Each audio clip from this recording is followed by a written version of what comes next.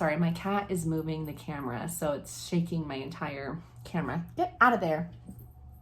Go. Boop. Okay.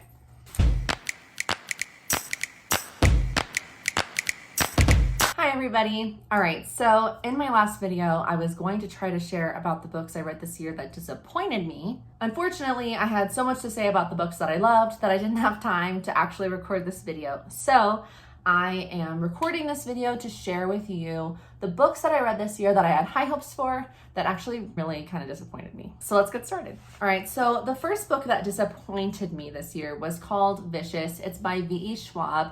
And I know that a lot of people, one, loved the book, and two, also really like V.E. Schwab. And I don't know if it's maybe just that I don't like the writing style, or if it's just also the story. The reason I picked it up was because of the book, If We Were Villains. As I said in my last video, I was absolutely obsessed with this book, and I just wanted to find more like dark academia. But maybe it's gonna be too hard for me to find it because one of the things that was really great about this book was that it was focused on theater and Shakespeare, and maybe I'm just looking for a book that doesn't exist other than this one. And so maybe it's not possible for me to find a book the way that I want to. Maybe I just need to reread this one. Either way, Vicious was recommended for a book to read if you liked If We Were Villains. And so I had really high hopes. I guess it's kind of dark academia, but it wasn't really what I was looking for. It was more like a little bit of academia and then a whole lot of rogue darkness. The concept of the story is that these two college students who have always been kind of competitive figured out a way to make themselves supernatural. And they discovered that if they kill themselves under the correct circumstances and then resuscitate themselves, they would then wake up with these supernatural abilities. And it kind of turns out that whatever you were thinking when you died is going to control whatever supernatural ability you wake up with.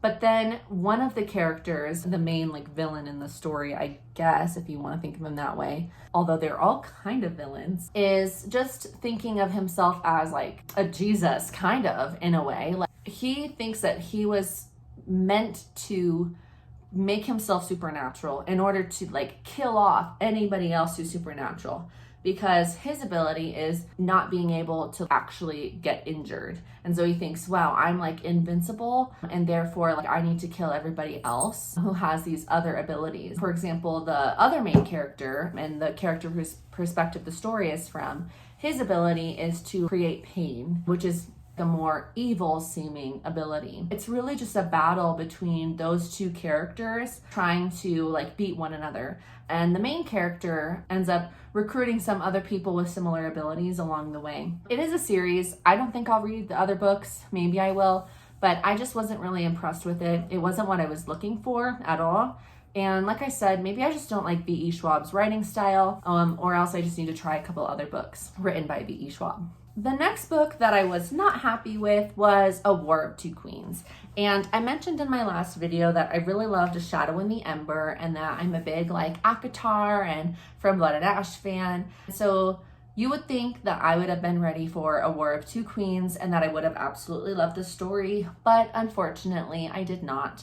And it took a while for me to actually admit this because so many other people loved the story, and I didn't want to disappoint my friends who liked the story, and I didn't want to be, I don't know, it's hard to not feel like, at least for me, I hate to have differing opinions from everybody else when it comes to something that's as important to me as like reading. And so I just felt like, oh my gosh, if I don't like the book, am I really a true fan of the series? If I don't like the decisions that the author made. But anyway, let me get into a little bit about why I didn't like it without spoiling it. One of the things that I really love about romance in stories is that usually the people that end up getting together were like meant to be together. And one of the things that I loved about ACOTAR and the first book, From Blood and Ash, was that just seeing the idea of like fate coming together and like being soulmates. And while it's cheesy, I like thrive off of that. And I really love that in fantasy stories.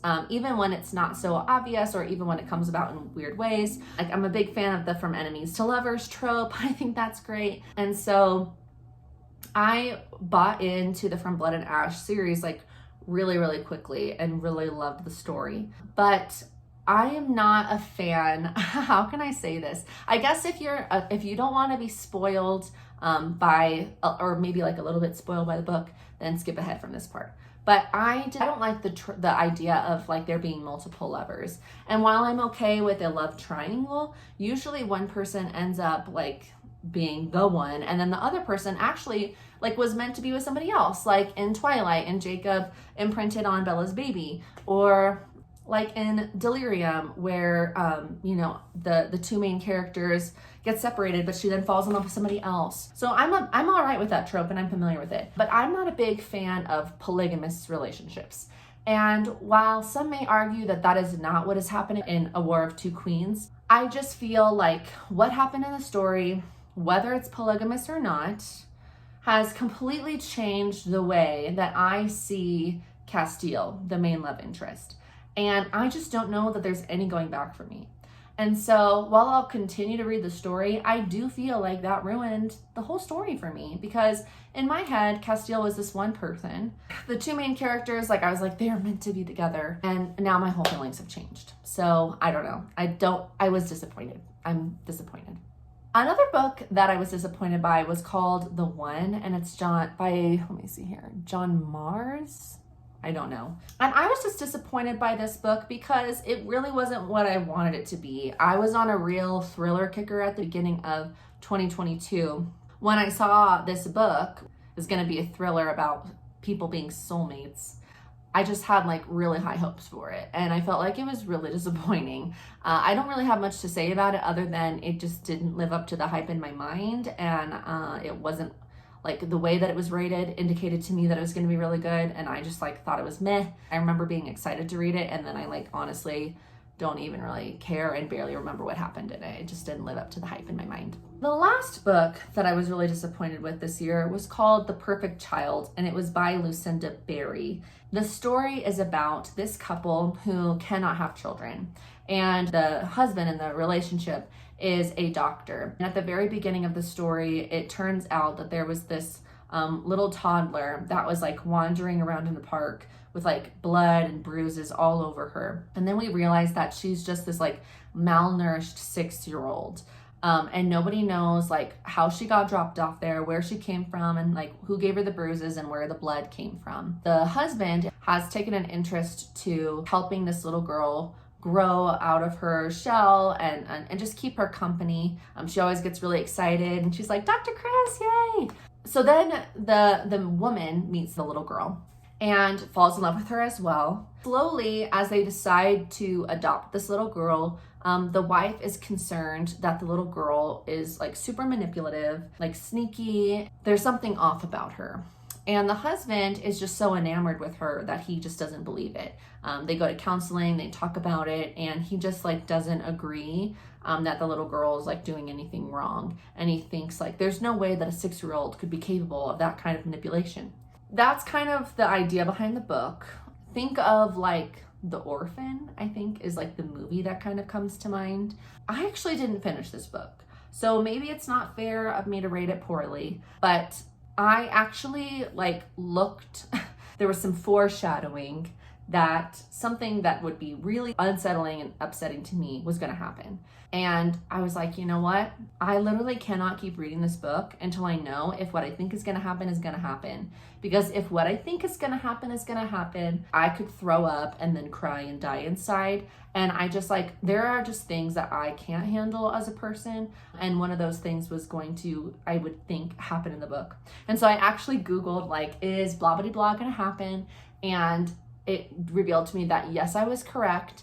And that also something even worse was going to happen. And I know that that's really taboo, but I think there comes a point when you're reading a book where if you feel like you're about to be like incredibly upset, it's okay to not finish a book if you don't think you're going to like it. Also, books are meant to be, for me, a point of like retreat and a glimpse into another world, but they're not made to make me feel like repulsed and disgusted and depressed. And I realized that was where that book was going to take me. And I was like, you know what? It's just not worth finishing for me. So I ended up marking it as a DNF, did not finish. You may actually really like the book. If you've read any of those books that I've shared with you that were disappointing to me this year, let me know in the comments. I'd love to know if you were disappointed by them or if you have totally different thoughts. I know that my thoughts on A War of Two Queens might outrage some of the Jennifer Armentrout fans out there, and I would love to hear what you guys think as well. Maybe I'm not the only one that was disappointed by it. I mean, I know I'm not the only one that was disappointed by it, but I feel like I'm definitely in the minority. Let me know if you've read any of the books that I've mentioned in this video in the comments. Also, please let me know if you have any book recommendations, as my next video I will be sharing the books that I've recently purchased and other books that I'm interested in reading soon on my TBR. So let me know if you have any other recommendations based on the books that I said I liked and didn't like in this video. And otherwise, I will see you guys next time. Bye.